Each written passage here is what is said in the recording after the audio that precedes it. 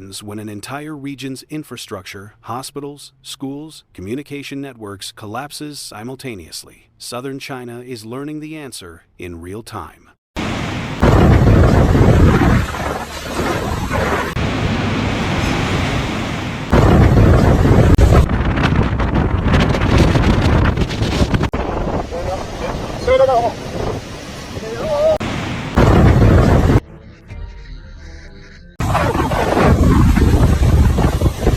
A monstrous cyclone named Matmo descended upon China's southern regions with devastating power unprecedented in recent memory. Gusts exceeding 200 kilometers hourly demolished communities and settlements, obliterating structures and yanking ancient trees from the earth. Complete neighborhoods crumbled to dust in mere hours as the tempest arrived. Hainan's waterfront settlements confronted the catastrophe directly. Anchored vessels broke free, spinning wildly as massive swells hammered the coastline. Over 30 craft either overturned or disappeared, while sailors battled desperately against the maritime mayhem.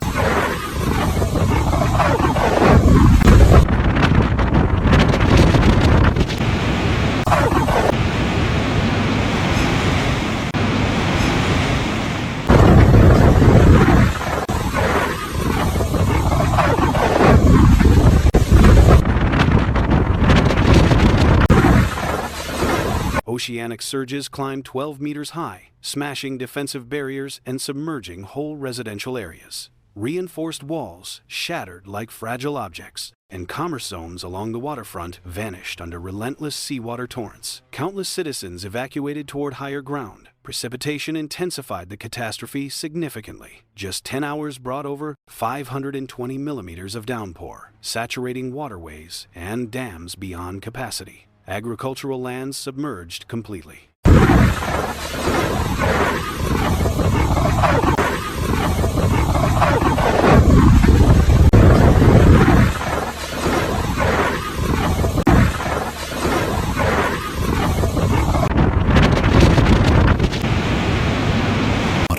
Waving frantically for rescue. Highway overpasses fractured from water pressure. Hillsides collapsed in fatal mudslides. Throughout Zhejiang, vehicles drifted helplessly along inundated boulevards, crashing together as though caught in swirling eddies. Guangzhou's vibrant thoroughfares transformed into raging waterways. Underground transit systems and tunnels flooded entirely, imprisoning travelers, while blackouts threw vast sections into pandemonium. Everyday citizens faced a brutal struggle for existence.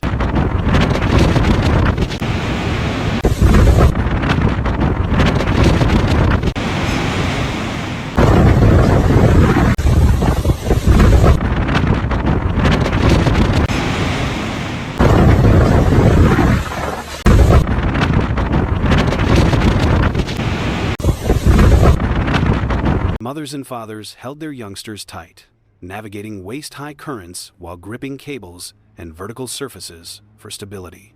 Across numerous communities, people scrambled onto rooftops, fleeing the advancing deluge, signaling desperately for help. A frightened woman in Wuhan recounted when the disaster struck. Glass shattered everywhere. Floodwater exploded indoors, and the ceiling trembled as if about to detach. I seized my daughter and bolted.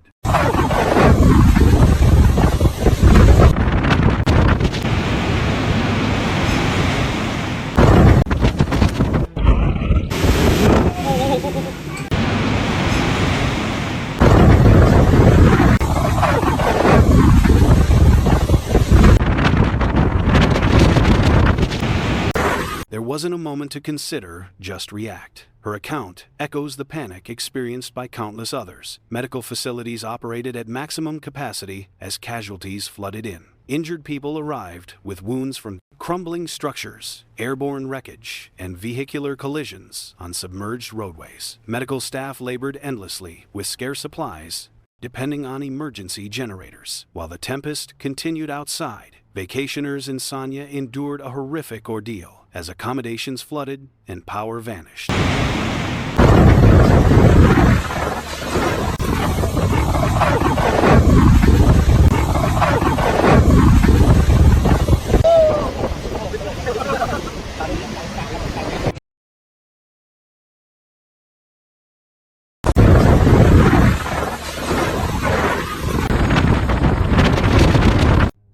sunk in blackness. They relied solely on mobile flashlights as water-penetrated doorways and overhead structures gave way. Numerous visitors remained isolated for extended periods before rescue personnel arrived. Online platforms overflowed with devastating footage. Residents dragging one another through fierce currents. Youngsters transported across turbulent waters on improvised flotation devices. And complete households clutching whatever fragments of their dwellings remained. These visuals displayed both the anguish and determination of disaster victims. Educational institutions, sports complexes, and civic structures became temporary refuges. Countless displaced individuals packed these facilities, bringing only salvaged possessions.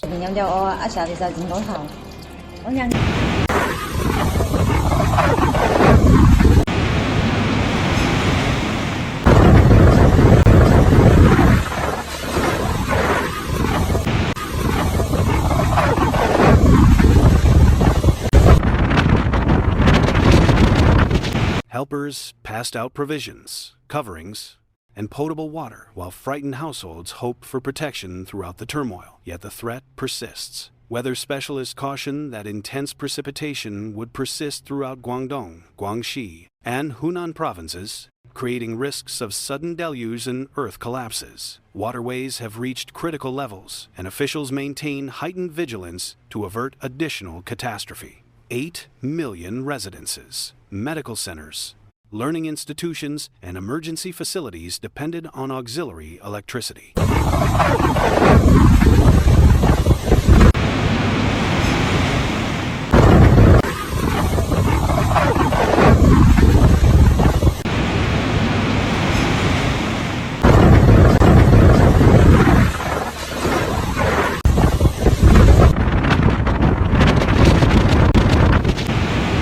Meanwhile, telecommunications infrastructure struggled, maintaining connectivity. Technicians labored continuously repairing destruction, though numerous zones stayed cut off. Specialists verify that Matmo represents the strongest weather system since 2013, powered by unusually elevated ocean temperatures that accelerated its rapid intensification. Officials announced a nationwide emergency status, advising citizens to remain vigilant and prepare for potential displacement directives in approaching days. This devastating cyclone Matmo has ravaged southern China residences, demolished municipalities submerged, and millions forced from homes. With continued precipitation and inundation approaching, the battle for survival continues.